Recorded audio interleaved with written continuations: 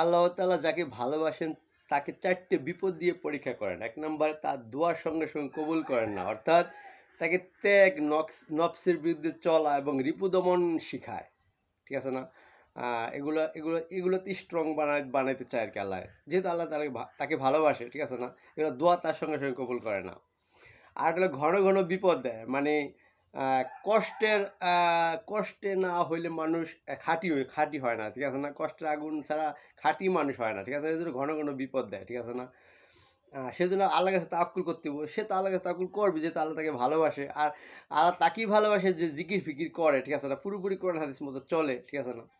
আর হলো অপমান ও অবহেলা মানুষ সবাই করে থাকে আরকি। যেন সে আল্লাহর উপরই ভরসা করে তাওয়াক্কুল করে যেন সবাই তো অপমান করে, অবহেলা করে। সুতরাং আমার আরো আল্লাহর সাথে আরো অ্যাডজাস্ট হইতে হইব, মসজিদমুখী হইতে হইব, মাদ্রাসামুখী হইতে হইব। ঠিক আছে না? এজন্য আরো সে ভালো মানুষটা কিন্তু আরো প্রার্থনা করে, আরো জিকির-ফিকির করে দেখেন। কারণ মানুষ আমার খারাপ জানে, মানুষ আমার পাগল করে অবহেলা করে। এজন্য দেখবেন আল্লাহর উপর আল্লাহই করে। তারপর খালি আল্লাহ করে দেখেন। সে শুধু আল্লাহ করে। যেহেতু সে ভালো, ঠিক আছে না? আর হলো সবচেয়ে ৪ নাম্বার সবচেয়ে তার প্রিয় জিনিসটা কেড়ে নেন। অর্থাৎ যেন এটা কেড়ে নেন এজন্য সে যেন আর আল্লাহ ছাড়া যেন অন্য কোনো দিকে না করে। আ অন্য কোনো কারো কাছে কোনো প্রার্থনাই না করে এইজন্যই কিন্তু সবচেয়ে প্রিয় জিনিসটা কেড়ে নেন। ঠিক আছে না?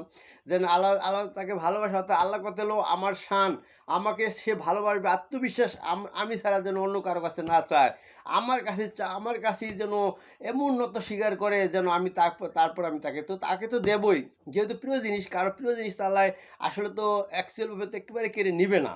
কিন্তু আপাতত কেড়ে নেন কেন?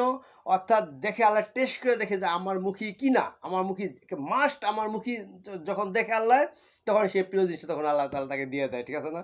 এই হচ্ছে ব্যাপারটা। ঠিক আছে না? আল্লাহ হাফেজ। আসসালামু আলাইকুম ওয়া রাহমাতুল্লাহি ওয়া বারাকাতুহু।